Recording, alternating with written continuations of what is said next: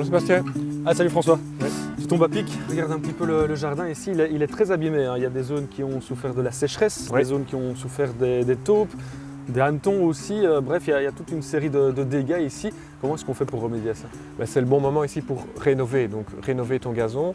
Donc ça veut dire qu'on va faire différentes opérations, donc notamment une scarification. Donc grâce à la scarification, on va enlever tout ce qui est herbe morte, tout ce qui est dégâts suite à la sécheresse qu'on a connue ce printemps et cet été, parce qu'il a manqué de beaucoup d'eau ici cette année. Et donc il y a beaucoup de matière à évacuer du sol, hein. Donc on voit ici, il y a toute une série d'herbes jaunes, etc., qui grâce à la scarification vont être évacuées. Aussi ce matelas de feutre, hein, donc on a toute une couche de matière organique en décomposition qui asphyxie le sol. Et la scarification, grâce au couteau, va éliminer tout ça du sol. C'est ça, l'idée c'est vraiment de casser pour mieux reconstruire. Voilà, c'est ça. Donc ça va permettre d'aérer, donc de mieux reconstruire et de repartir donc sur une bonne base pour pouvoir revitaliser ton gazon et le sursemer tout à l'heure. On va aller voir Berthe qui va nous expliquer alors justement comment scarifier. Et puis on te retrouve parce que tu l'as dit, il faut un bon amendement pour que ça reprenne au mieux. Voilà. Ça va? À tout à l'heure. Hello Berthe.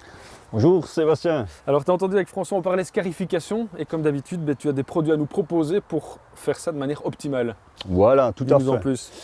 Aujourd'hui, j'ai apporté 2 machines pour en parler. Il faut savoir, pour le travail qu'on va faire, il faut regarder la superficie, c'est très important. Il faut regarder sur le marché, il existe de différents types de machines, de différents types de motorisation. On a pour des grandes superficies, motorisation thermique, et on a pour des petites superficies, des machines qui sont sur accu, compatibles avec nos autres produits, ou bien sur électricité. Les petites machines, généralement, ils ont une largeur de coupe plus petite, mais ils sont dotés d'accessoires en plus.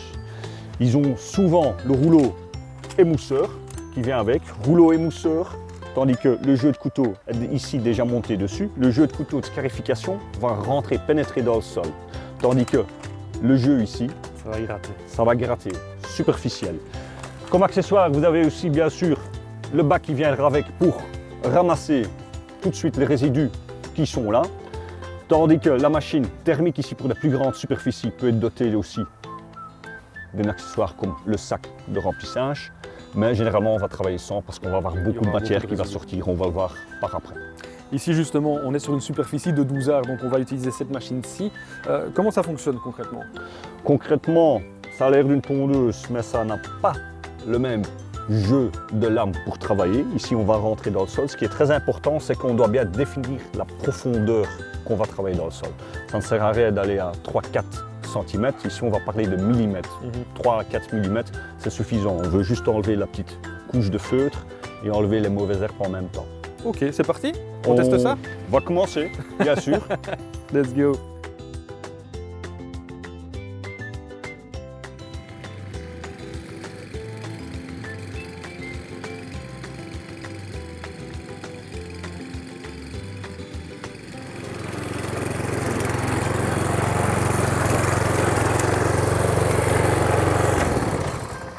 File pour toi? On a repassé une deuxième fois. Parfois, il Verticalement. faut le faire et on voit bien qu'il y a encore du résidu qui sort que tu vas pouvoir ramasser avant d'intervenir avec Exactement. le produit. Peut-être rassurer nos téléspectateurs, c'est normal que ça ressemble à ça. C'est vraiment toutes les crasses qui sortent. Et d'ailleurs, si on regarde ici, c'est que de la matière morte ou presque. Tout à fait, vous remarquez qu'on a bien cassé le feutre et on a enlevé toutes les brindilles qui sont insaines. Ce qui est très important quand vous allez travailler avec la machine, c'est qu'il faut travailler par un temps sec, pas trop mouillé, parce que sinon on va arracher toutes les bonnes brindilles d'herbe. Ouais. Et on va faire ça maximum 2 fois par an. Une fois avant la saison mars-avril, une fois à la fin de la saison, cette maintenant. période-ci, mois de septembre, et pas plus parce que c'est quand même un réel choc pour la pelouse. Tout à fait. Merci beaucoup Berthe. Ben On reste voilà, plus qu'à ramasser tout ça. bonne continuation. Au revoir. Merci.